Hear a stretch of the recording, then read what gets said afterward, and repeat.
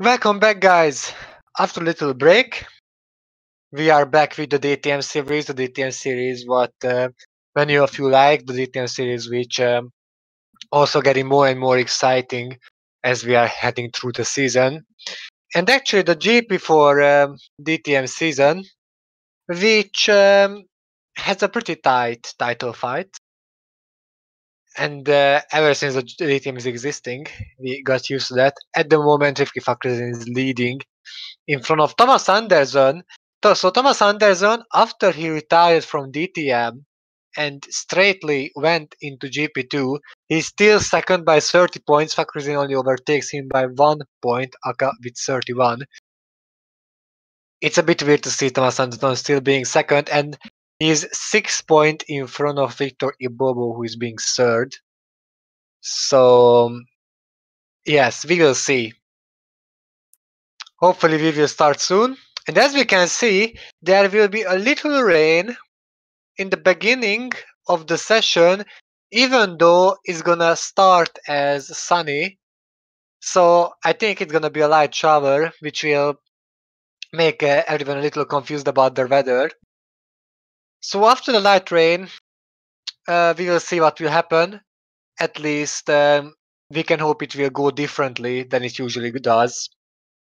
So it won't be completely dry like the majority of the DTM races. Like most of the DTM races are dry, most of the DTM qualies are dry, and basically this is what is changing at the moment, and this is what we are hoping for, and this is what we are hoped for, mainly me, because commentating an interesting race and commentating a really exciting race is something I love to do, even though some people are a bit bored of my voice and such, but who cares? I like to do that, and hopefully you guys don't mind me either. That's the most I hope. Okay, so the 25-minute session is underway at the moment. And let's see who's gonna be the first driver out on the circuit.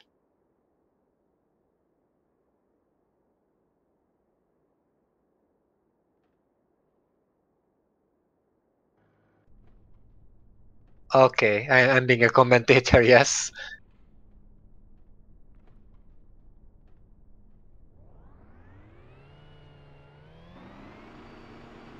And yes, Sam Thompson is out on the track.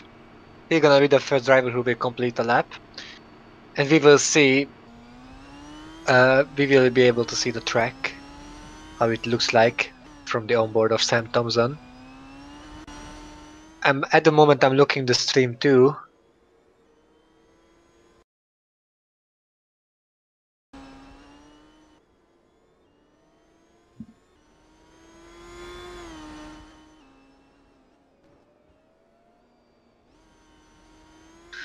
And yes, here you can see Sam Thompson, and if we are lucky, hopefully we will be able to see an onboard lap from Sam Thompson, and I can show you guys the track, even though most of you know Montreal already, but it's always good to repeat this kind of track something. Sometimes I forget the word in English, so this is why I can't say the word. So as I mentioned before, Fakrezin is only leading by 1 point in front of Anderson, and 3 drivers, Aka Victory, Bobo Mateus, Turvik, and Vedran Vedrina, who are standing on the same points, so they all have 24 points. So this is why I think this session, and not only this session, but the whole race weekend, gonna change that, and it is gonna decide on the title fight. There is a little chicane. It's not completely a chicane because the first corner is a little pushed away from the second, so it's a kind of chicane, but not really. There comes the third and the fourth corner. Now this is a real chicane, and this track is full of chicanes basically. Then a long right-hander where you can go with full throttle. Then the second chicane of the track if you're not counting the first one.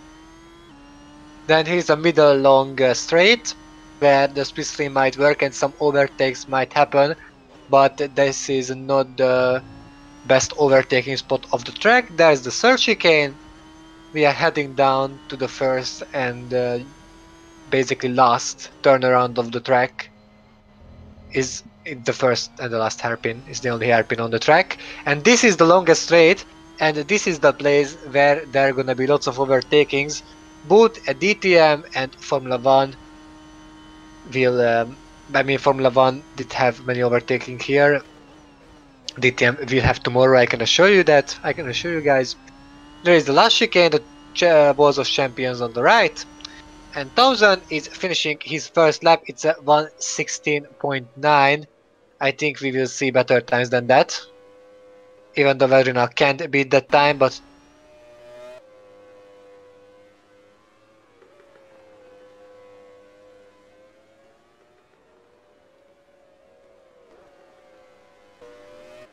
yep, my voice cut out.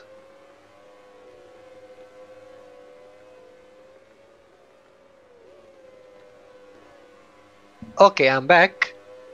I'm back finally. I just can't see anything, but my voice is back.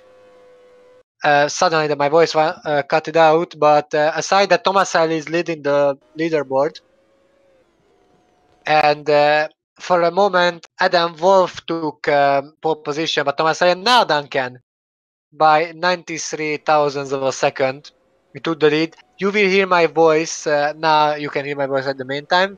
Boyman comes up to 8, and currently to second. Also McCarthy is beating him. And now Fitzwater with 44 thousandths of a second. Every racer is improving. Not only proving us that they are good drivers, but they are coming up positions more and more while Thompson comes back in the pits. And the first heat is won by Zachary Fitzwater. He was the guy who posted the fastest lap at the moment, and he's having that time.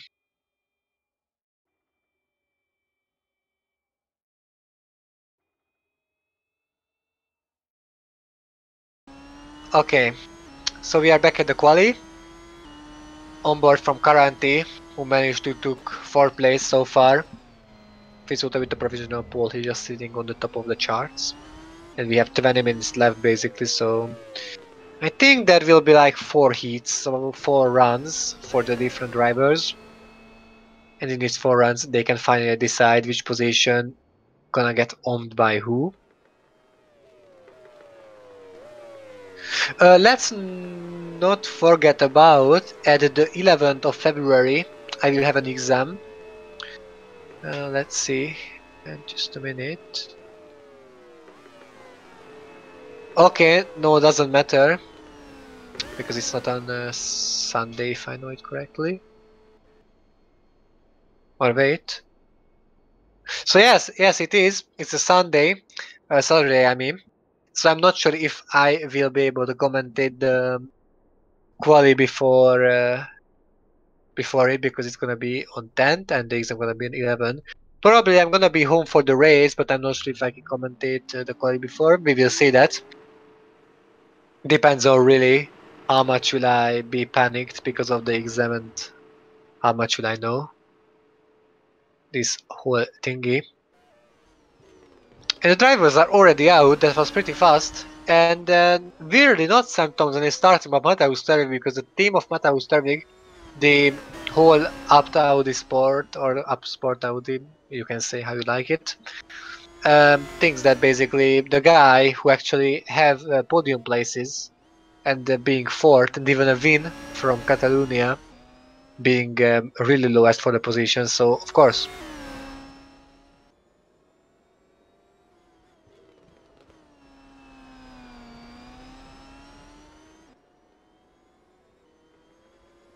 Yep. And thank you Thomas. Hopefully it will.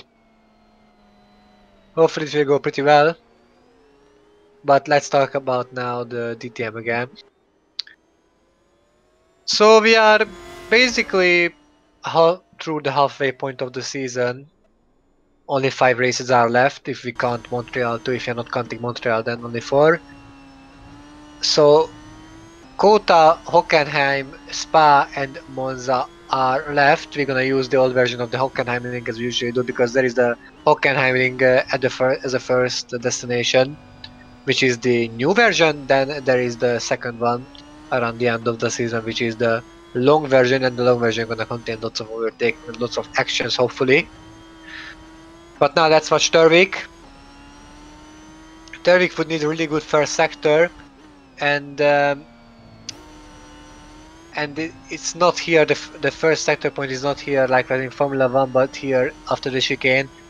And so far his time is pretty bad, but we can judge more from the second sector. So if his time gonna get even worse than that, then he won't be able to improve, and that means he have to stay another round at 21st place, which is not gonna be good for him at all.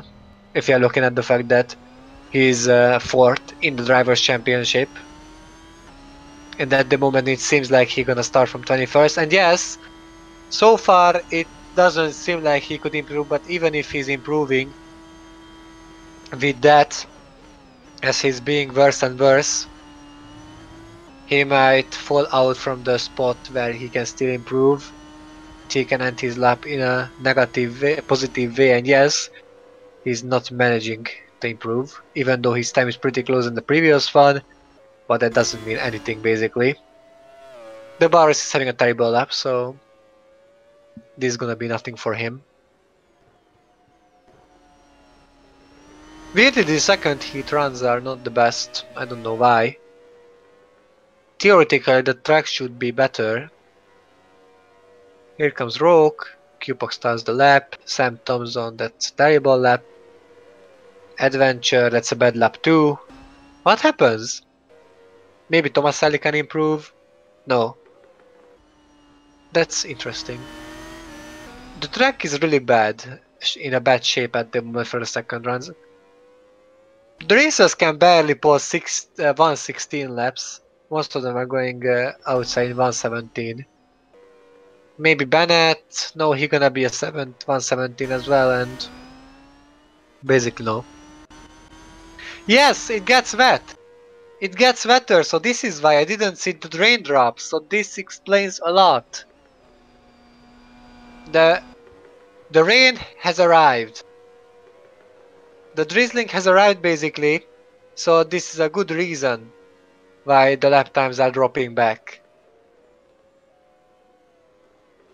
And if the rain keeps up, that means basically we have the final order.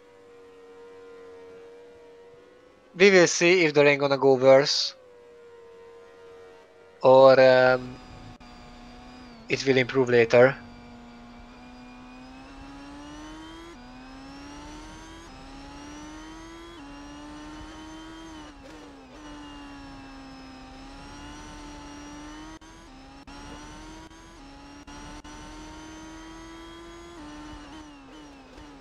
So yes, we will see if the track gets worse or better, and based on that, we will be able to announce the final standings. I think the next lap is gonna decide a lot. So if, as for the 30, the tracks get worse, then basically we might say that Zachary Fitzwater is taking pole position,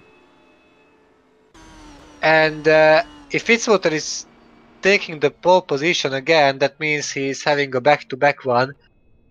If back-to-back means that last time he got at Nürburgring, and he's getting again.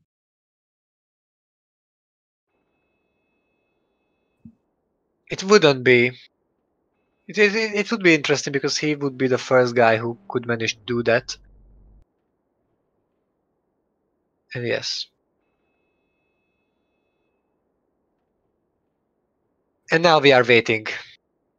Now we are waiting for another driver to go out. And there is the other driver going out, I think. The Red Bull car.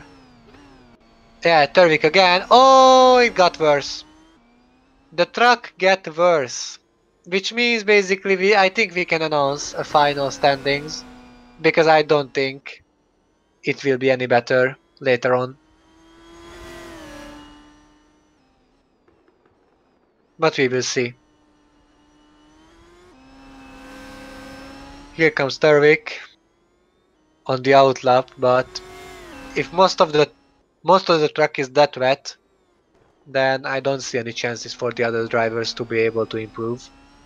What are we gonna show us? The first part of the track is already being wet. This part is being dry basically. Yeah, this is dry, but the last sector, and the first part is wet.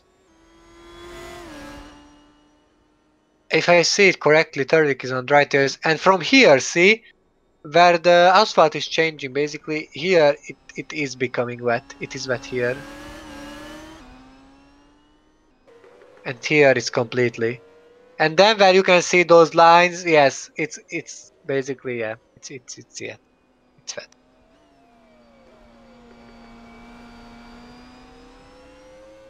Here comes Turvik. Well, I think he's on slick tires. I didn't see it. Yes, he's on slick tires, so I wonder if any of them gonna crash. And yes, they are on slick tires for some reason.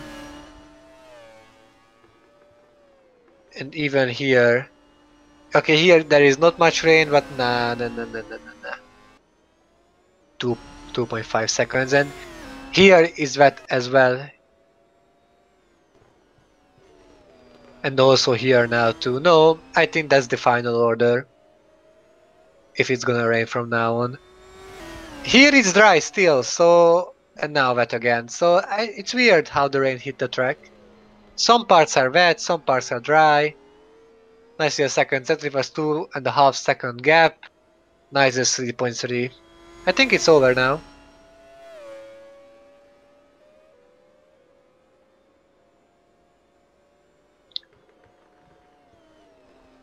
And now here too. They get the drizzling at the first corner. The problem is I don't... At the last corner I meant. The problem is I don't know some words in English, so... It makes me... Makes me forget some words. Okay guys, so let's talk about something, because I don't think anything will change. So let's talk about something. So... Slowly the main top tier is continuing. I think next week the top tier is on the way again. So what do you think? What kind of other announcements might happen? Which teams might announce the drivers that they got the seat? And which teams might announce another driver from GP2 to getting promoted up to the top tier? Because I'm always curious about these kind of things, and it's always really interesting to talk about. Yes, I hope I can stay with Red Bull. I mean, yes, so far, I repeat, so far, I am lucky with it. So like I achieved some great positions, and I'm being third at the driver standings. Of course, this can turn into unlucky anytime, and I can retire in the next races, and I can lose my seat, obviously. But so far, yeah, so far it seems like I can stay, and hopefully Armar will too. So both of us. Yes, Jay is staying at Mercedes. That's obvious. I think the next season gonna be the last for Will Neller to prove he might win a championship if he's failing to do that. And if Neller failing to win the championship now, then Jay gonna become a two-time champion, which gonna be pretty nice for him. But yeah, Neller have to win a championship either now or either next year, because yeah, he's still the best driver in the GP4OC who's not having yet a championship. Also, he's being at Mercedes for, I think, the second year now. Yeah, for the second year now. Also, yes, maybe Michael. I think you might say Toro Rosso. I mean, you just came back to Formula One.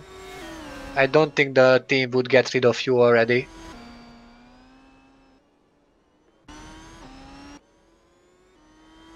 And Gamba is being like from a while there. So I don't know why, but it doesn't seem to matter how he is, how his season is going on, because like he's staying there for seasons now. Even though he had some terrible seasons where he retired 9 or 10 times, there are seasons where he scored podium with the Toro Rosso, which is an amazing result, like a really amazing result. because the car is weak. So no matter, even if we would put Jay or Flo into that Toros, so they couldn't achieve more either. Now Fitzwater is on the wets. Now the track is wet enough, but basically there is no chance to improve at all.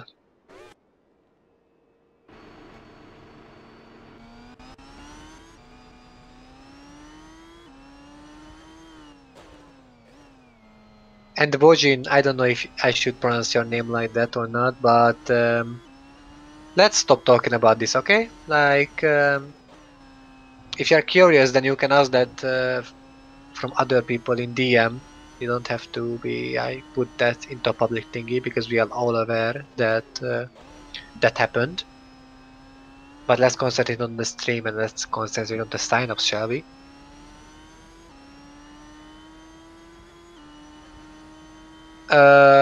The Renault.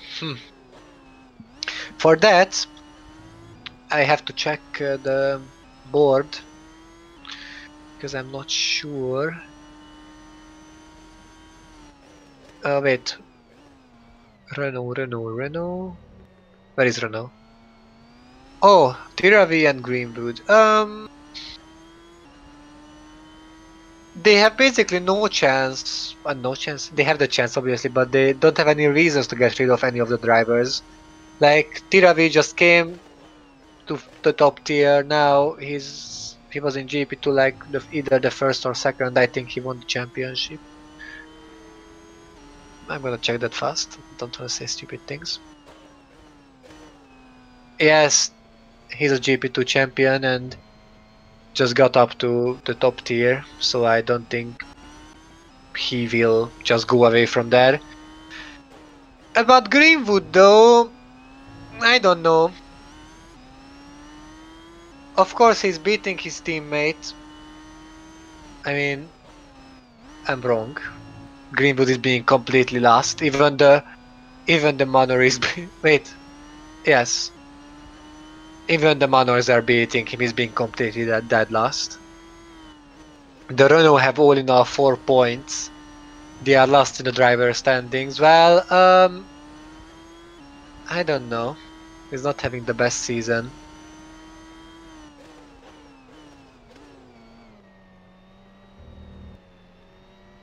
He has 3 retirements, Tiravi has 6. So, no, wait, Greenwood has 4, sorry. Greenwood has 4 retirements, Tiravi has 6. And they're still in front of him by 3 points. So far it doesn't look too good for Greenwood, if you ask me.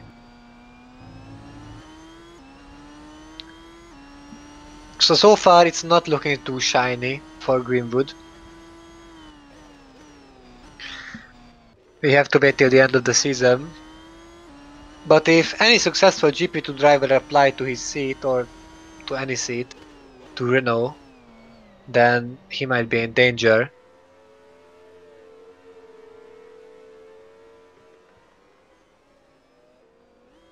Well, obviously 50-50 on Greenwood, either he stays or goes, so like that's 50-50, but I don't know. If I should judge by his performance so far through the 2016 season, I would say that he will go, like he will retire from the top tier, because he won't have a seat at the moment. But of course, I don't know what the driver choices are. I don't know which driver applied to which seat. I don't know if Greenwood had any other choices. But yeah, I'm still next to my opinion about that. Tiravi had a bad season, but mostly based on bad luck or driver error. And look, considering that and take into account this is his very first season. If you think back, when I had my very first season in the top tier, then I had the best season too. Tiravi being with a weak car, also with him being a little unlucky. So exactly the same. Greenwood's season is nearly exactly the same as mine, comparing the facts that I didn't score any points because the pointing system was completely different back at 2007.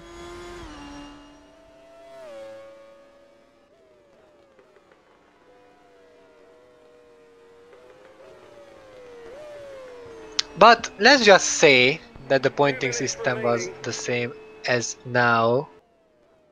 I would have 4 points. The pointing system was the same before, but it wasn't, so why are we talking about something which didn't happen actually?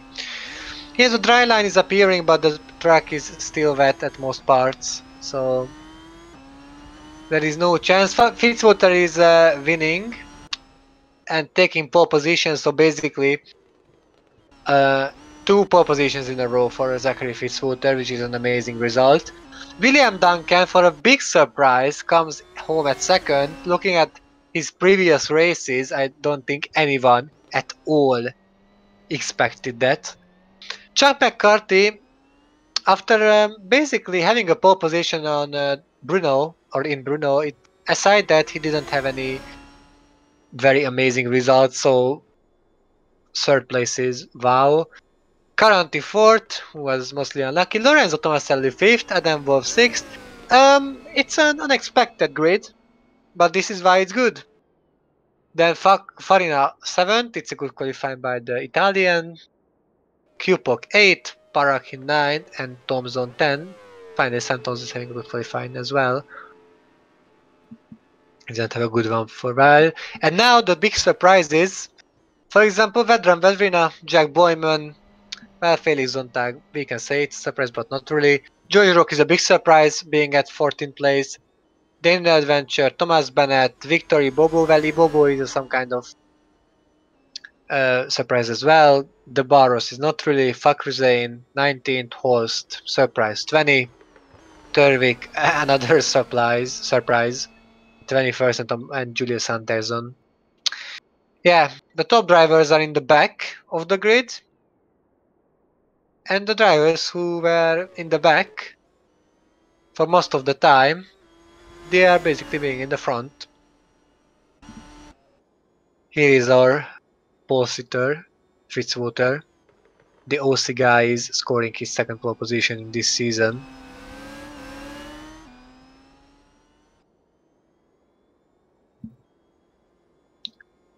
And here is his session over for today. He can say goodbye to Friday in a very good way, in a pretty good way.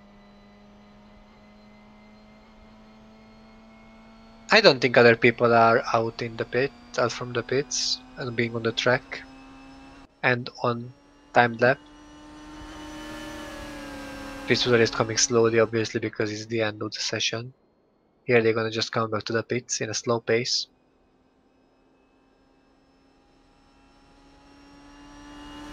I have no idea if Zach just signed up. If no, then well, yeah, no chance. Current is finishing his session 2. Here comes Fakruzane. Both Fakruzane and Fitzwater were in Formula 1 before, by the way. And that's all, everyone finished.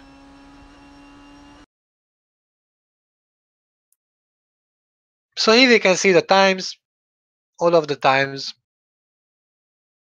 as we are going lower and lower. I would like to thanks for the attention and for everything. It was a pretty boring session, not gonna lie. It was unexpected, but since the rain hit the track after like 10 minutes, basically there were only the first laps where the drivers could improve and drivers could put some competitive laps. So the whole session basically went on with speculating and with talking about the signups. I would like to thank you again for watching. Tomorrow we are coming here at 8 p.m. if nothing goes wrong. As for it's 7 p.m. GMT. And yes. Hopefully we're gonna see a wet race tomorrow, and we will see some chaotic one because we need chaotic races for finally in DTM. At least for my commentary, because I want some great races as well. I was Miklos Gal. See you guys tomorrow, but for now, goodbye.